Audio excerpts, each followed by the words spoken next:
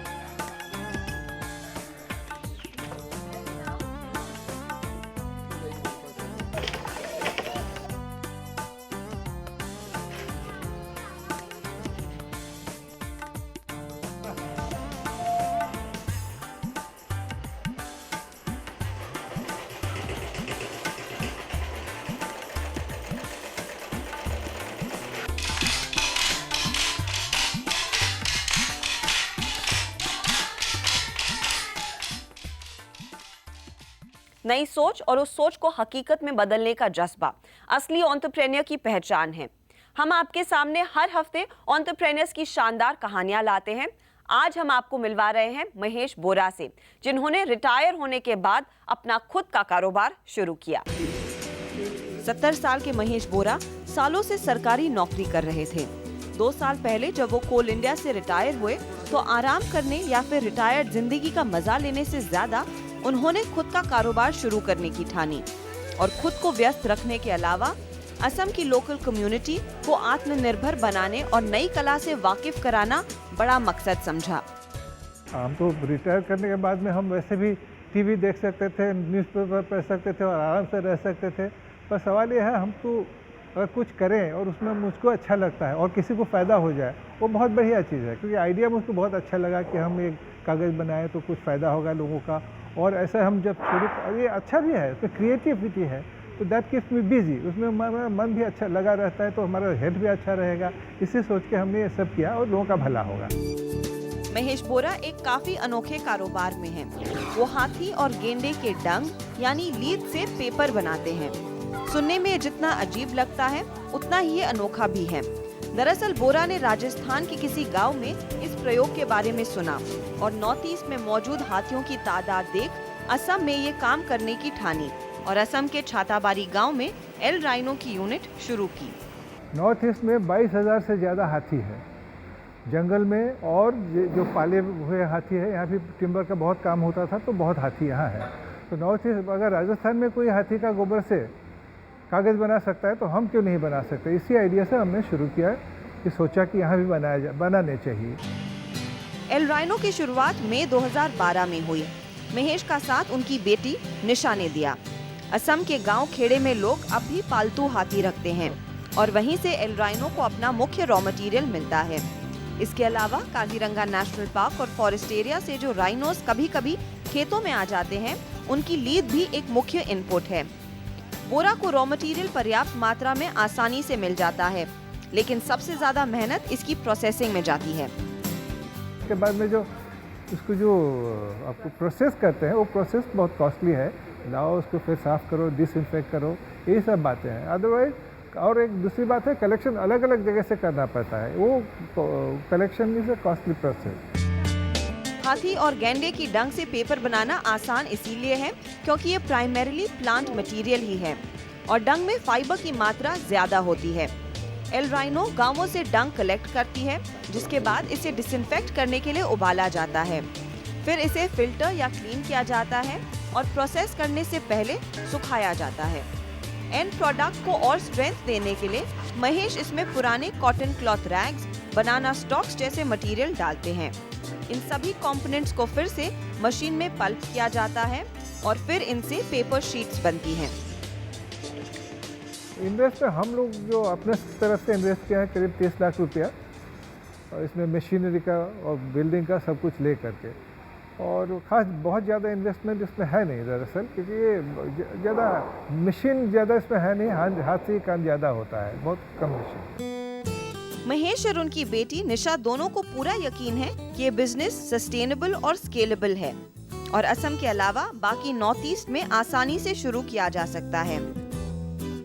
राजस्थान में हर घर में होता है, उस तरह से इसमें कोई गांव में हम लोग ऐसा कर सकते हैं, हर घर में एक एक फैक्ट्री हो, और ताकि हमारा जो रॉ मटेरियल उसको यूज हो और लोगों का जो अनएम्प्लॉयमेंट का प्रॉब्लम सॉल्व हो, इस तरह से कर सकते हैं, रिप्लिकेट कर सकते हैं, बहुत ज़्यादा स्केल पे इसको हम लोग बढ़ा सकते हैं।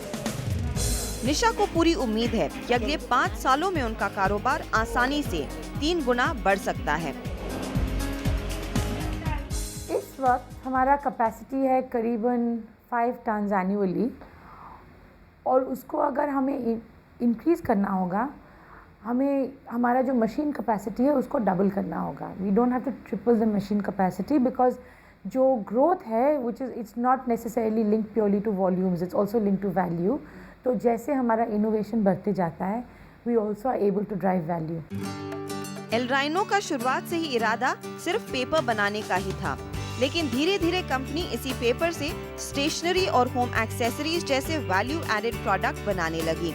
अब कंपनी की 25% सेल्स पेपर से आती है और बाकी 75% प्रोडक्ट से।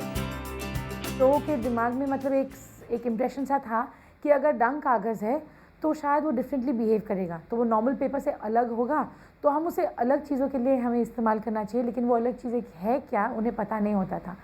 तो शुरुआत में हमने बस एक नोटबुक बनाया किसी के लिए दिखाने के लिए, साबित करने के लिए कि उसमें आप लिख सकते हैं और वो नॉर्मल नोटबुक के जैसे यूज़ हो सकता है, और फिर वो लोगों को बहुत पसंद आया तो हमने और कुछ बनाया, तो वैसे शुरुआत हुई।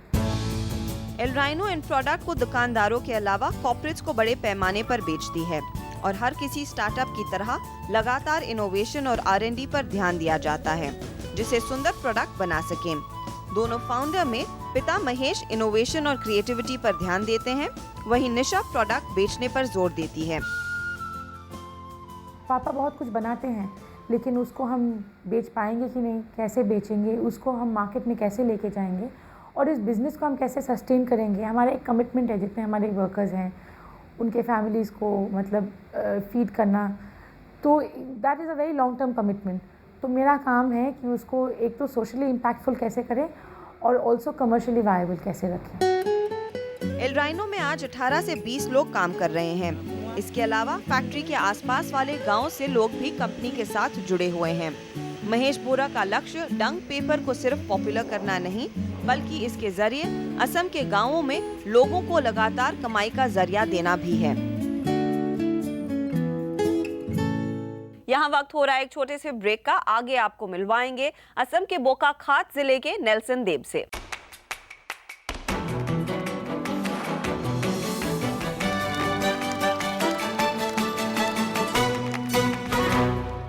आप देख रहे हैं आवाज एंटरप्रेन्योर, जहां आज हमारा फोकस है असम में बढ़ रहे एंटरप्रेन्योरल स्पिरिट पर। ब्रेक से पहले आपने देखा कैसे रिटायरमेंट के बाद महेश बोरा ने अपनी सेकंड इनिंग्स बतौर एंटरप्रेन्योर शुरू की। हमारी अगली इंस्पिरेशन है नेल्सन देव, पेशे से एक वेब डिजाइनर जो बैंगलोर की आईटी इंडस्ट्री में पूरी तरह से मशरूफ थे। स्टार्टअप कैपिटल कहे जाने वाले बैंगलोर में बिजनेस शुरू करना नेल्सन के लिए काफी आसान था, लेकिन कुछ अलग करने की चाह इन्हें असम के बोकाखात वापस ले गई। 10 साल टेक्नोलॉजी और वेब डिजाइनिंग करने के बाद जब नेल्सन देव ने कुछ अलग करने का सोचा, तो खुद का कारोबार करने का ऑप्शन सबसे पहले जहन में आया और बैंगलोर में रह रहे नेल्सन के लिए वही कारोबार शुरू करना शायद सबसे आसान और बेहतर विकल्प भी था।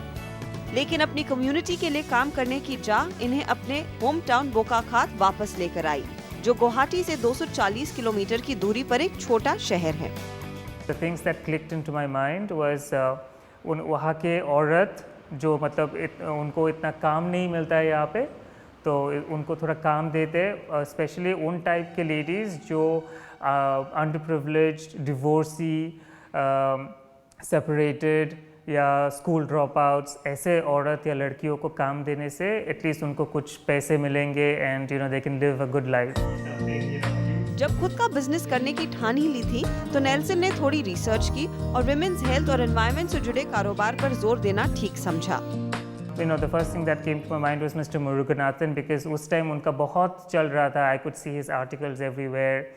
तो मैंने उनको कांटेक्ट किया, उनके साथ भेंट हुआ मेरा, उनका फिर वहाँ पे जाके मैंने अपना थोड़ा सीखा कैसे करते हैं, and then I instantly like the whole idea, and वो तो सैनिटरी नैपकिन्स के बारे में। नेल्सन ने अपने पिता की मदद से अपने कारोबार में तकरीबन 6 से 8 लाख तक का निवेश किया, जिसमें से 3 lakh low cost sanitary napkin setup के लिए और 3 लाख पेपर बैग बनाने के इंफ्रास्ट्रक्चर पर लगे। इको हब की यूनिट में रोजाना 1000 से 1200 सैनिटरी नैपकिन बनाने की क्षमता है।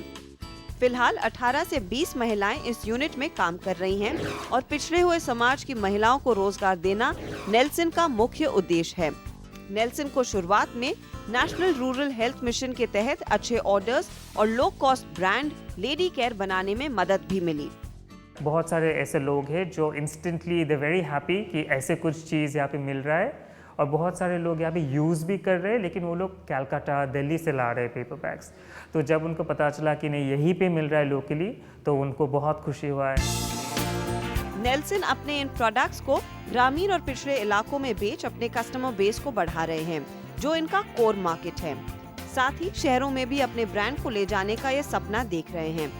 ये प्रोडक्ट नेल्सन 13 रुपए पर पैक पर रिटेल करते हैं, जो एस्टैब्लिश्ड ब्रांड्स की तुलना में काफी सस्ता है। हालांकि कंपनी के लिए जो रेवेन्यू ड्राइवर है वो इनका पेपर बैग का कारोबार है, पर इस कॉन्सेप्ट को भी असम में सफल बनाना एक बहुत बड़ी चुनौती था। जो महिलाएं गांव में रहते हैं वो तो इसके बारे में कभी देखे ही नहीं और यूज़ भी नहीं करना चाहते, बहुत ट्रबल था हम लोगों को। लेकिन मेरे यहाँ पे जो लड़कियाँ काम करती थी, वो लोग जब वहाँ पे गए, वो लोग जब समझाने लगे कि हम लोग बनाते हैं, हम लोग यूज़ करते हैं, and then they started believing, and that has been a very good success. और वो जो महिलाएं गांव में रहते हैं वो लोग बहुत शर्माते भी है कि फार्मेसी में जाके पूछे, क्या पूछे, कैसे पूछे। तो उन लोग को बहुत अच्छा हो गया कि 15 दिन में एक बार एक औरत तो आएगी ज़रूर, तब मैं 2 पैकेट ले लूँगी। नेल्सन को अब पेपर बैग्स के लिए भी ऑर्डर मिलना शुरू हुए हैं। Eco Hub newspaper, handmade paper, craft paper से बैग बनाती है और इन्हें फार्मेसीज, होटल्स, बुटीक्स को बेचती है। The cheapest that we do is newspaper bag, that we sell it in kg. So 1 kg comes up to about 70 rupees, and that would have about 36 to 38 bags. North east में काम करने में सबसे बड़ी दिक्कत कम्युनिकेशन और यातायात है। फिलहाल कंपनी अपर असम के जोरहाट, डिब्रूगढ़, तिनसुकिया जैसे इलाकों में पहुंच रही है, लेकिन लोअर असम यानी कि गुवाहाटी और जल्द ही बाकी इलाकों की मार्केट में पकड़ जमाने का टारगेट है। तो देखा आपने, महेश बोरा और नेल्सन देव ने कैसे तमाम मुश्किलों से जीतकर नॉर्थ ईस्ट में एंटरप्रेन्योरशिप की नई कहानी शुरू की। अगर आप भी अपना कारोबार शुरू करना चाहते हैं लेकिन राह समझ नहीं आ रही है तो घबराएं नहीं।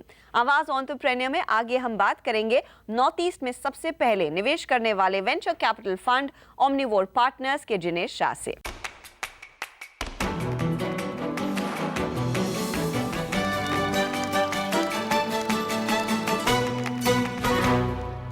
आपका फिर स्वागत है। आवाज एंटरप्रेन्योर में आज बात कर रहे हैं नॉर्थ ईस्ट में बढ़ते एंटरप्रेन्योर्स की।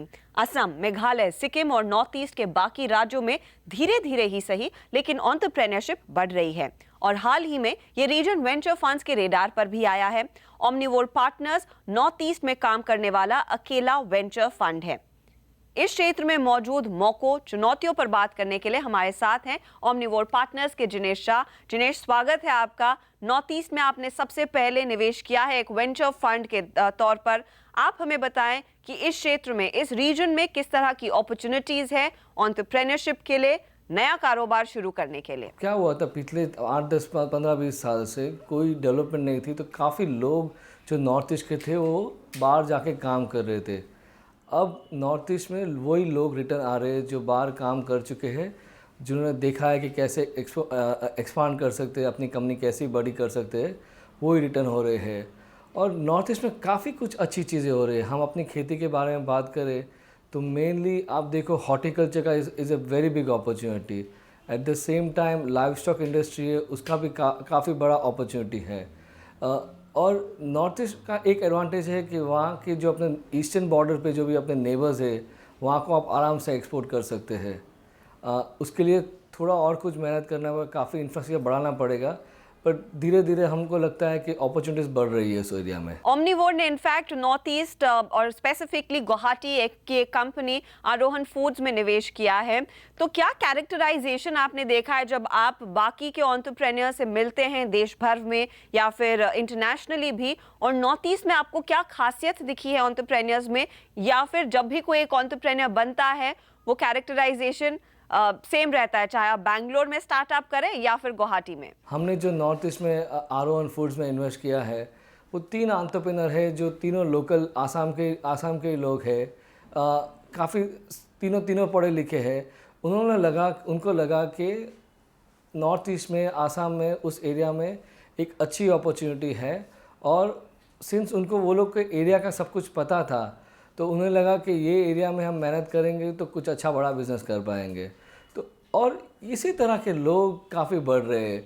अगर आप हिंदुस्तान में आप साउथ से कंपेयर करो या वेस्ट से कंपेयर करो तो शायद नॉर्थ ईस्ट में थोड़े कम एंटरप्रेन्योर हैं, बट उनकी तादाद धीरे धीरे बढ़ रही है। लेकिन इस रीजन में निवेश बढ़ने की जरूरत है, तो आपको इस समय किस तरह की चैलेंजेस दिख रही हैं जहां पर काम होना काफी अनिवार्य है, ताकि ज्यादा से ज्यादा लोग आकर स्टार्टअप्स को सपोर्ट करें या फिर वहां पर कारोबार शुरू करें? आई थिंक मेन फैसिलिटी चाहिए। एक तो गवर्नमेंट का सपोर्ट, जो गवर्नमेंट लास्ट 5-6 सालों में काफ़ी सपोर्ट कर रही है, और दूसरा इंफ्रास्ट्रक्चर डेवलपमेंट मेजर, जैसे आप देखो कि transportation, logistics, that is a big concern. वहाँ कोई भी लॉजिस्टिक्स है तो उसके लिए काफ़ी टाइम लग जाता है।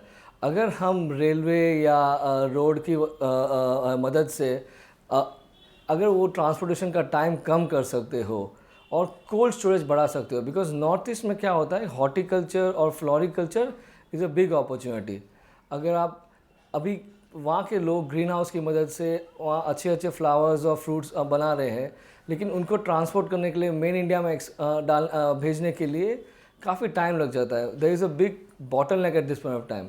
अगर उस बॉटलनेक को हम थोड़ा कम कर दें और इंफ्रास्ट्रक्चर में थोड़ा ज़्यादा इन्वेस्ट करें और गवर्नमेंट का थोड़ा पॉजिटिव सपोर्ट हो जाए, जैसे सब्सिडी उस पर रीजन को स्पेशल दे रहे हैं वो कंटिन्यू करें, वहाँ के लोगों को जो अगर बिज़नेस के लिए लोन चाहिए थोड़ा और बेनिफिट दे, तो आई थिंक ये अपॉर्चुनिटी और एंटरप्रेन्योरशिप उस एरिया में काफ़ी बढ़ जाएगी। लार्जली हमने देखा है नॉर्थ ईस्ट वाले इलाकों में एग्रेरियन इकोनॉमी या फिर हैंडीक्राफ्ट से जुड़ा हुआ कारोबार सालों से चला आ रहा है। दूसरे कौन से एरियाज हैं जहां पर आपको लग रहा है एक अपॉर्चुनिटी है अगले 5 सालों में जहां पर कारोबार फ्लरिश करेंगे? क्या यही इंडस्ट्री लेड होंगे, एग्रेरियन हो, क्राफ्ट रिलेटेड, या फिर आपको कहीं और भी ऐसे मौके दिख रहे हैं? आप देखो तो नॉर्थ ईस्ट में मेजर मेरे ख्याल से जो होगा that would mainly be in the area of floriculture, horticulture, और जो लाइव स्टॉक्स है, जो नॉर्थ ईस्ट के अलग रिक्वायरमेंट है लाइव स्टॉक्स की वो है।